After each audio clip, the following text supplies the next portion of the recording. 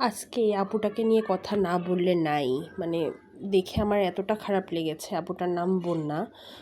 উনি থাকে শাহজাদপুরে, ঢাকার শাহজাদপুরে থাকে, নিজে বাসায়ই থাকে। দেখলাম নিউজ ফিডে খুব চর্চা হচ্ছে ওনাকে নিয়ে। ভাবলাম আমি মানে কথা না বলে আর পারলাম না যে ওনার এত করুণ অবস্থা আমার দেখে।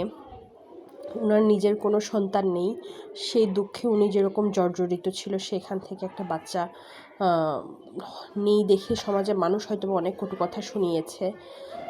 সেখান থেকে নিজের দুঃখটাকে একটু লাঘব করার জন্য একটা বিড়াল পালে, কিংবা আমরা হরহামেশাই আমাদের নিজেদের শখের তার জায়গা থেকে বিড়াল পেলেই থাকি, তাই না? সবাই আমরা অনেকেই যারা বিড়াল কিংবা অ্যানিমেলস লাভার আছি, তারা বিড়াল পালন করেই থাকি। উনিও সেরকম একজন সাধারণ একজন মানুষ, বিড়াল পেলেছে। উনি ওনার সে বিড়ালটাকে সুন্দর করে লালন পালন করছে। হঠাৎ করে যেদিন ঘটনাটা, সেদিন উনি দেখছে যে ঘুম থেকে উঠে দেখছে যে তার বিড়ালটা নেই। তো খুঁজতে খুঁজতে সে ছাদে গেল, দেখলো যে একদম কার্নিশে, ছাদের কার্নিশে বসে আছে বিড়ালটাকে ধরতে গেছে। বৃষ্টি হয়েছে যে মনে হয়, ওখানে ছাদ হয়তো পিচ্ছিল ছিল, আমার ধারণা যেটা, পিচ্ছিলের কারণে পা পিছলে উনি একদম পড়েই গেল, মানে ওখানেই স্পট ডেড।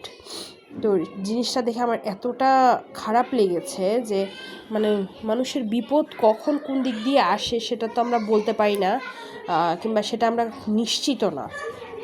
সেই জায়গাটা থেকে আপুটার মানে কীভাবে যে একটা ক্ষুদ্র জিনিসে, বিড়ালটা তো বেঁচে গেল, বিড়াল কিন্তু এই মানুষটার যে জীবনটাই শেষ হয়ে গেল, তাই না?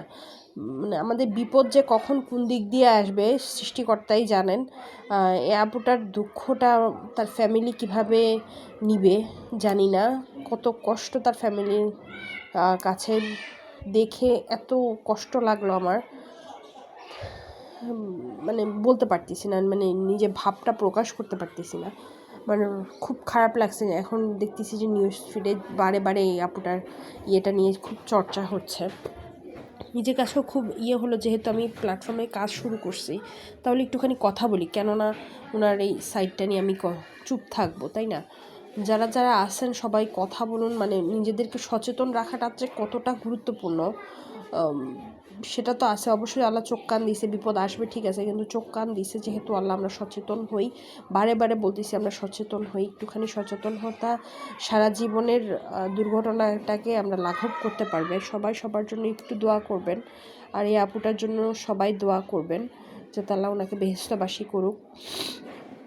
আমাকে কে কোথা থেকে দেখছেন অবশ্যই জানাবেন। আমি আমার ইউটিউব চ্যানেলটাকে সাবস্ক্রাইব করে দিবেন, ফেসবুক পেজটাকে ফলো করে দিবেন। আল্লাহ হাফিজ, আসসালামু আলাইকুম।